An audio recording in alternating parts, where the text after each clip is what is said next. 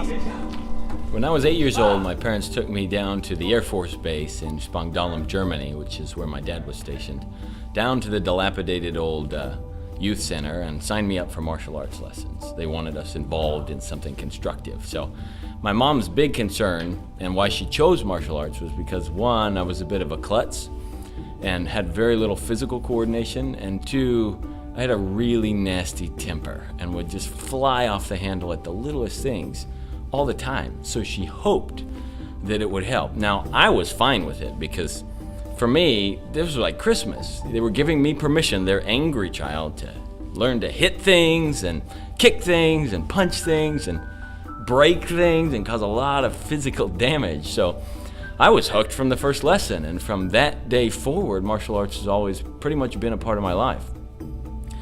And as we moved around to different areas in the country and abroad, I learned from different styles, predominantly Chinese Kung Fu. I overcame my physical problems, challenges that I was working with. I learned to control my temper, and I started to develop some real discipline and focus and self-control and the confidence that I could achieve anything that I set my mind to, that nothing was impossible. And to me, that was a tremendous gift. And it affected every area of my life. I did better in school, I chose better friends and better activities, I did better at church, I was active, and I didn't just stay home playing video games all the time, and I kept kind of a balanced life.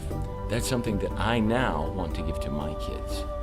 And so my wife and I talked about it. We were looking at our Kung Fu school, and it was primarily focused on adults and teens, and realized we couldn't do this at home, so we created a kids program and started it with just my oldest two boys, where we could start to teach them these fundamentals, where they could learn to defend themselves, physically defend themselves, as well as to work out their bodies, build their minds, but also learn to try new things and to keep trying them until they succeeded, and to learn from their mistakes, to believe in themselves, to respect themselves and other people. And we've had some really great success with our boys. They're focused, they love it. And as we continue to talk about this, we realize that not every parent and not every child has a parent that owns a Kung Fu school or a martial arts school of some kind.